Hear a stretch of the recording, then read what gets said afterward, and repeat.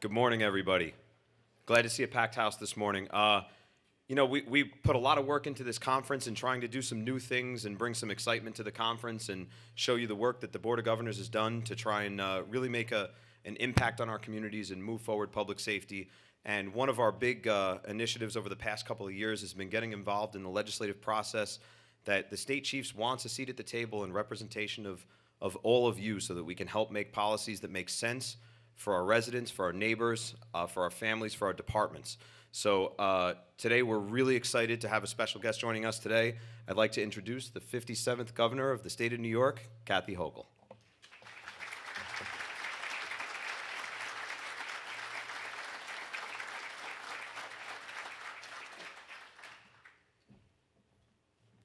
Good morning, and thank you, Kevin, for that introduction. I had a real treat this morning, which was to meet your children, Lucy and Henry. So I'm a mom. Anytime I get to see little kids, it's refreshing, and it's great to see everyone here this morning and at this important training session. I know this has been going on for over 100 years, where you have a chance to come together and share ideas. And I know a little bit about this business, having been married to a federal prosecutor for 30 years, and we always went to the chiefs of police of Erie County, Western New York events all the time. And I also, as a local official, had the privilege of hiring many of the members of our police force. I did the interviews. I helped find an incredible individual to lead our police department at the time, Carmen Kesner from the town of Hamburg, who still remains a great friend. So I have always felt close to this community, and your leadership has always been needed, but needed now more than ever because of the challenges that we all face. And so I thank Kevin for assuming the position of leadership, incoming president, and Pat Fallon and Tim Farisi for the outgoing president as well. So leadership matters. Before I do talk about some of my reflections, I do want to just acknowledge the collective pain that all of us feel as New Yorkers at the loss of one of our own. I'll be at the funeral very soon, I think on Monday.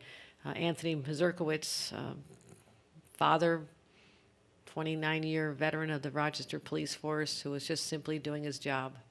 And when you get that call, and all of you have experienced this, that one of our own has gone down in the line of duty, it is it's a reminder of the fragility of life and the sacrifices that all of you are willing to make and your families are willing to make when you put on that uniform. And as the chiefs, I know that's something you also feel deeply when you lose one of your own. So I've been to far too many funerals of police officers across the state, and I will always continue to just call out, reject the violence. Those of you who are willing to sacrifice your lives to keep us safe deserve respect. You deserve our support, our vocal support, and that the era of denigrating our police has to be over. That we support you. We support you 100%. And that includes funding. We'll always be funding our police departments, and I'll get into that in a couple of minutes. So I do also want to talk about just my opportunities to engage. It's a solemn occasion, but I try very hard in my 8 years as lieutenant governor, now as governor, to never miss gathering in Albany for the memorial service to honor those we've lost, and whether they're in active duty or people that ultimately succumbed to 9/11 illnesses. A lot of people went down there and 20 years ago stood shoulder to shoulder with people on the pile trying to recover the bodies of people we lost on that day. So we're always dealing with that sense of emotion, but also the stress of the everyday job. When you don't feel that there is support from a community, that has to be an extra burden. And I'm going to continue to work as your governor to just remind everybody of how we do not have a civilized society without you. You are the front line out there to keep us from descending into chaos. And it's something that I think about a lot as governor because we share the common objective. My number one responsibility as the governor of New York is to protect New Yorkers. And that is also the same oath that all of you take, to protect and to serve.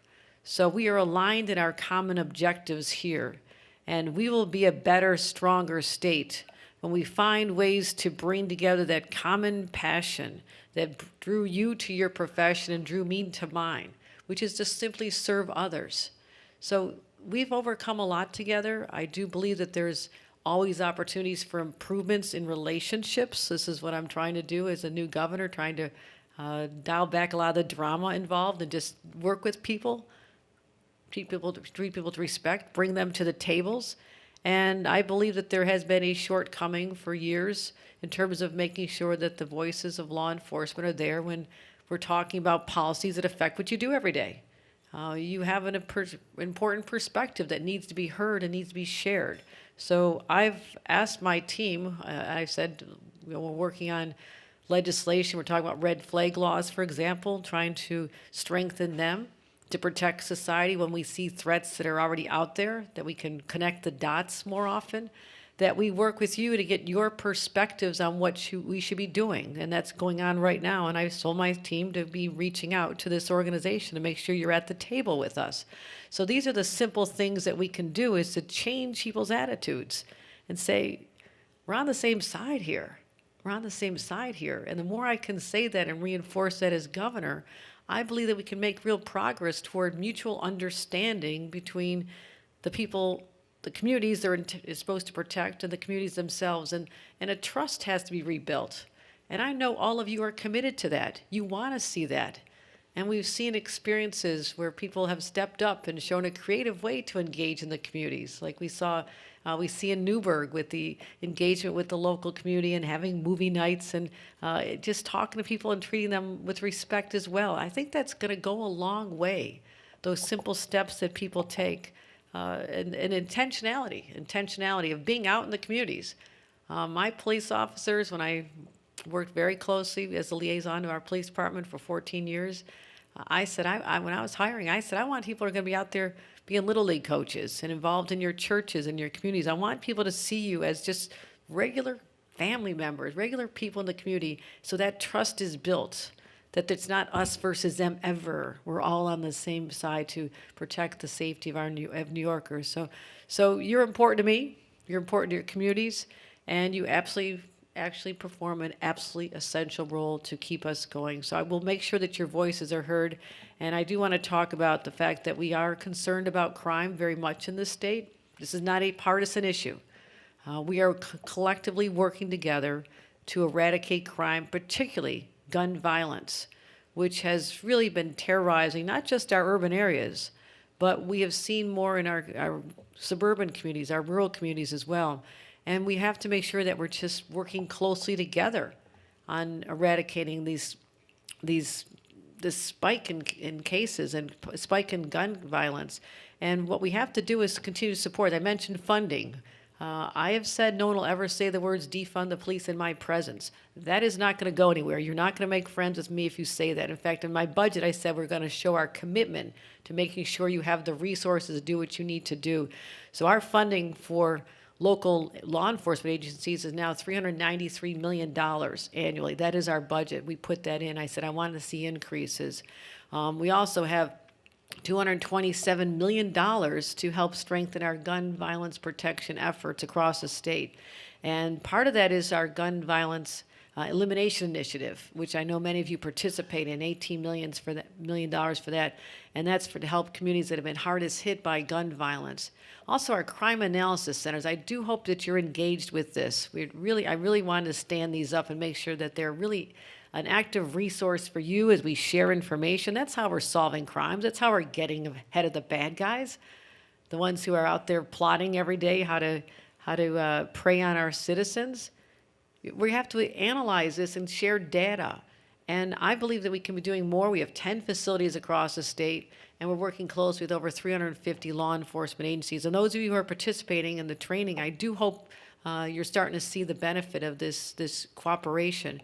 And what we've also done is tripled the amount of money we've been spending on the community-based violence responses, where people who've been through the criminal justice system go back out into communities and try to partner with police and the authorities to just get people to make the right decisions, so they don't go down that wrong path that they may have themselves. So we also are going to continue fighting. Our budget just passed, and some of these laws just went into effect to give the law enforcement more opportunities to have arrests for repeat offenders and property thefts and gun violence cases and hate crimes. All of those are now covered back under the law that had not been covered before. We also gave more authority for our judges to analyze the severity of an offense when they're making their decisions. So all these are not out there in the news, but that's exactly what we did in our budget. Just went into effect a couple of weeks ago. So we are very concerned also about people with mental health problems that are posing threats to our law enforcement as well as to our citizens. So we have to address that head on. It got worse during the pandemic. Everybody knows it got worse during the pandemic, and now you are having to deal with this. I mean, you're members of your police departments, your police forces are dealing with this problem more than they probably ever have in their lifetimes. And it's really having an effect, and we have a responsibility as government to help people get support and help and stop them from being a threat to society. So I also want to mention that I stood up a new task force. First time ever we've had an interstate gun interdiction task force because of the flow of illegal guns coming from other states. We now have 9 states, including, and also the NYPD is participating, ATF, local chiefs of police, our district attorneys. I go to the meetings. The meetings are in Albany. Every month or so, we're going to do another meeting with the head of ATF for the country next month. And what I'm doing at this opportunity is to talk about how we can be sharing information as people cross state lines. I want to know where the guns are coming from. I want to know the point of entry. I know where they're going when they get here. And I've deployed my state police department to be heavily involved in working on this with all of you. This is how we start protecting our communities, is to stop the flow of illegal guns coming to our communities.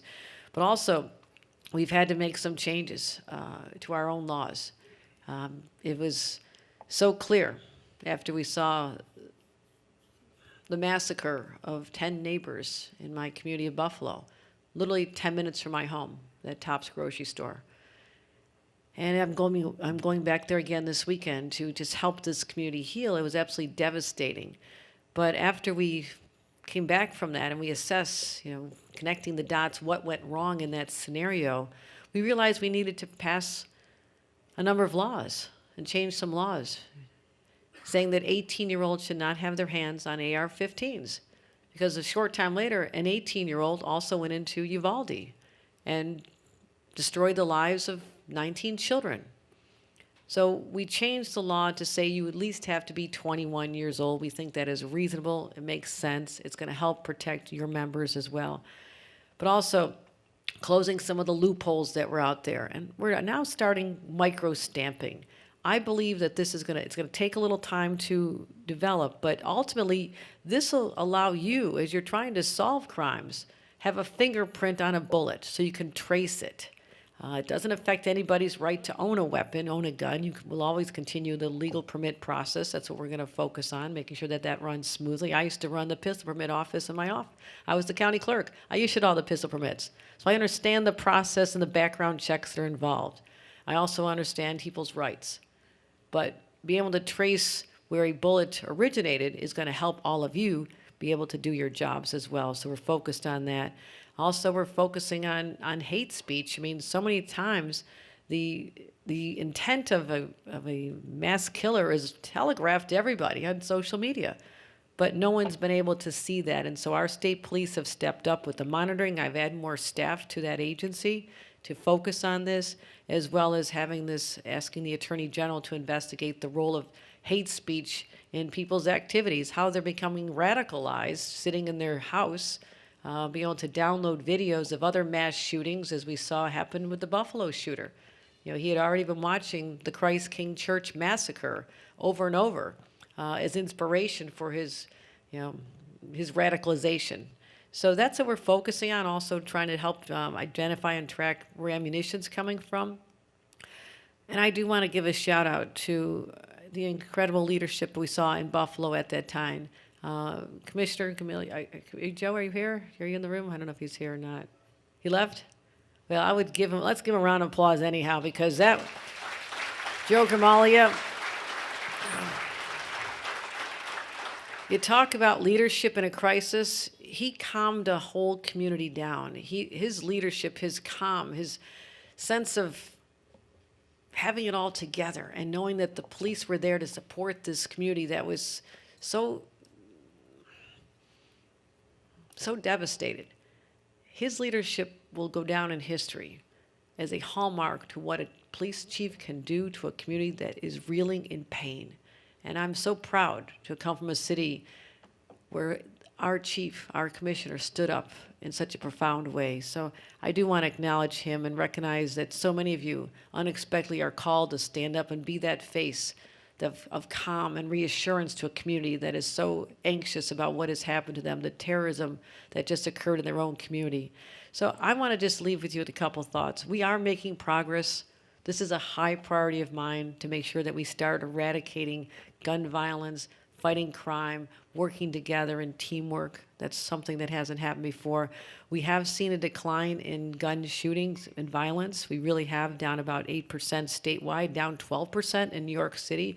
So we're starting to turn the corner. We're comparing our numbers with the last 2 years. We're also going way back to 2012, and we're seeing, property crimes are down 28%. Violent crime is down about 4 or 5%. But we still have challenges. I'm not going to say, oh, the numbers are good, we're all set. We're not there yet. Until I can guarantee that every New Yorker is safe from crime, we're not done. We're not done. But I know that working together in the spirit of collaboration, which has not been there before, that we can bring this state together.